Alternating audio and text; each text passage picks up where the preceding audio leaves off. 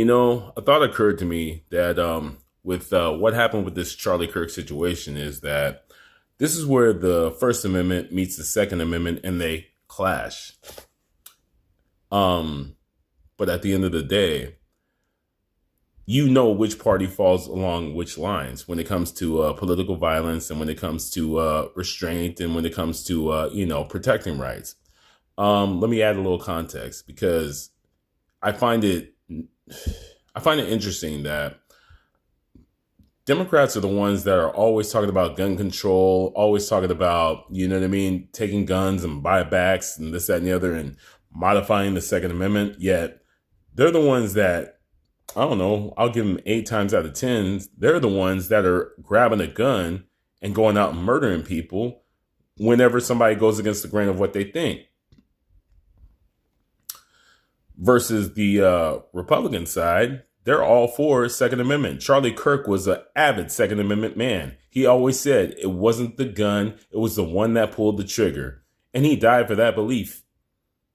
I can guarantee you, I can't guarantee you I'm not God. I think I know where he went, but he'd be up there saying, keep the Second Amendment going because that's what he truly believed. And so the thing is, it's really flabbergasting how just lost and brainwashed some people are.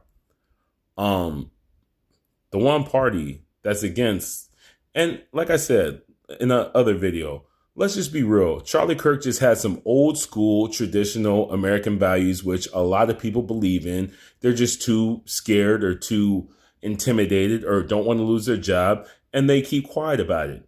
He was the voice for the people that were voiceless. You know what I mean? And so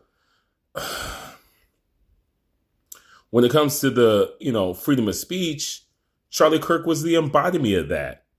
He said, quote unquote, that when conversation stops, that's when violence starts. This man was prophetic and he suffered that fate.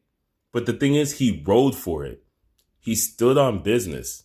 He didn't change. He didn't back down. And mind you, there's a lot of shit that I do not agree with, Charlie Kirk on in terms of Israel. We'll get into that in another video. But it's funny that, like I said, the ones that claim that they're the most inclusive and the most, understanding and the most tolerant are the ones that usually grab the guns to go out and, murder people and acting intolerant. But, that's just my 2 cents. Whatever.